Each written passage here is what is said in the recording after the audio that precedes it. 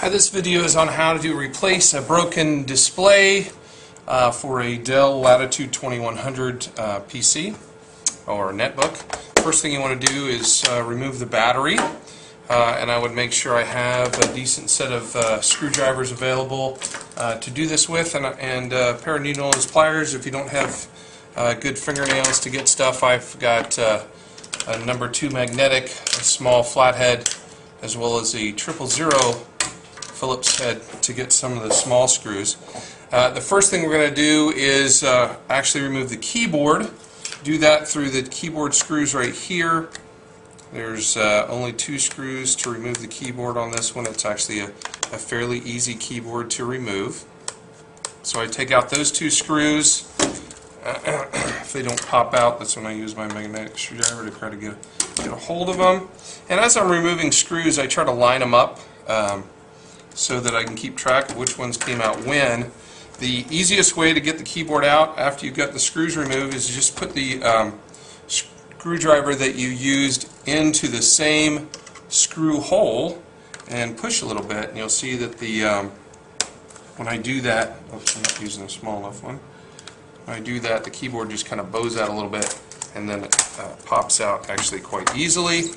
As you bring the keyboard up, you want to make sure you don't ruin the ribbon cable there. So you kind of bring it up, this little white snap, undo, and that comes off quite easily. So I'm going to put the keyboard to the side with my battery. The next thing we're going to do is remove the access panel from the back of the computer. We have to remove, while we're on this side, these 2 screws. I'm sorry, these 3 screws that are black that we can see that say M25X5 on there, and they all have B next to them as part of their removing that. Again, I'm going to put all these together. So I remove those 3 here, here, and here, flip it over, and then I've got 4 more on the back to remove, which are of a different size, so I'm going to put those slightly off to the side there to get rid of the back access panel. This is not the easiest screen to replace, by the way. Of the screens I've done, it would be on the low end of the ease category. Now, to pop this off, usually you can just pull on it and it will just snap off. If you've got a small flathead screwdriver, it makes it a lot easier if you use that to go down through there to help pop off the back of that to get this whole back. And once we get it off, it will just lift off real nicely for us. And then that just comes off, and I can set it completely aside again to get to that. Now, after I've got to the back access panel, I've got some cords I need to remove in order to separate the monitor from this. One of those is the antenna. I'm just going to pop those off. They pop off actually pretty easily. If you've got fingernails, you can probably pop those off without the use of a screwdriver. That is just going to come out through here. The Dell book says to remove this power connector as well. The only reason to remove that power connector is to more easily get this underneath there, and I don't think that's a problem. I can slide it right underneath there, so I don't remove that one. The other thing is the speaker cable here. I've got to undo that, and there's a little pull on there that makes it easy to undo that.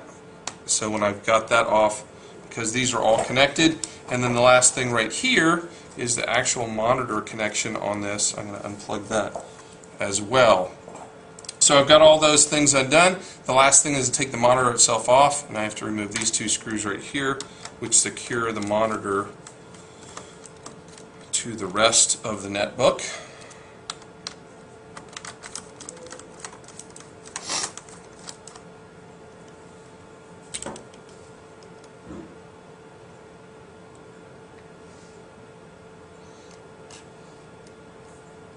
And then this is kind of, I'm not going to say difficult, kind of funky, the way you kind of open it up to slide this off.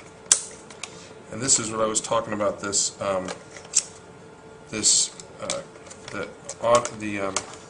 antenna wire there slides out underneath. So as I bring this up, I've got to make sure I get all those wires to slide out from underneath there.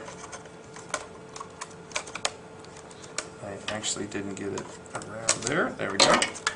And you can see what I mean. That antenna wire just slides underneath that power cable. So I don't actually disconnect that.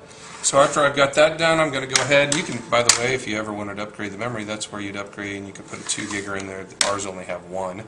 So I'm going to move the laptop out of the way now and put it aside. Now I've just got the screen here. Normally, there are little rubber covers over these 4 screws. If you have students that like to pull on things, they might have already pulled those off, like this one currently has. The last one I did, those were still on 3 of the 4 spots. So I'm going to remove those 4 screws, and you can keep those rubber covers. They normally go right back on and adhere quite easily. And to take that rubber cover off, I usually just use a flathead screwdriver to kind of get underneath one corner, and it pops off pretty easily. So I get that off like that, and now I'm going to take the rest of the screen off, or the cover off, and it again pops apart pretty easily. There's no other screws holding it together now. I just usually use a flathead screwdriver, a nice little one to get down in here and to help me pop off the back panel here. There are snaps all the way around that hold that on there. Once you start getting them to pop open, and you don't have one spot holding it together like I just did, it usually pops off pretty easily. Okay, once I get all these off and unsnapped,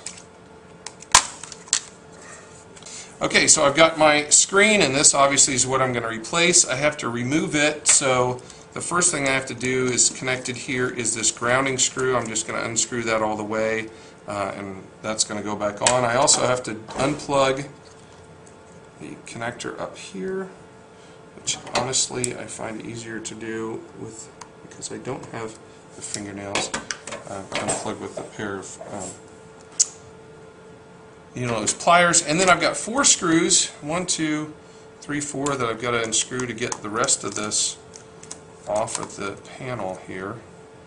And then I'm just going to be down to the LCD screen itself. And I've got my LCD screen, the replacement, already next to me.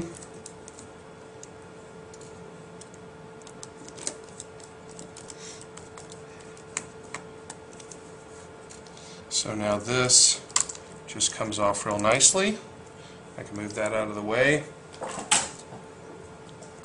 I have my ribbon cable here that connects it up. There's usually a piece of tape holding it down, and then this lever just comes up, and I pull it back, comes right off real easily. I'm going to keep that to put on the new display, and then I've got to take off 1, 2, 3, 4 screws here in order to put these mounting brackets on the new display. So I'm going to move that one aside and bring in my new one. And I'm going to go ahead and first put on my mounting brackets that I just had on there. I got my brackets back on, and just so you know, that the brackets go on the back of it, and they surround it, and you can see how it sticks out here. And the brackets, they say left and right on the sides in case you get befuddled. And then this is the bottom. The ones that stick out here are the bottom, and that also is where that ribbon cable connects. So I just take my ribbon cable now and line it up in there. After I've got it lined up right underneath on both sides, I just pull it in there.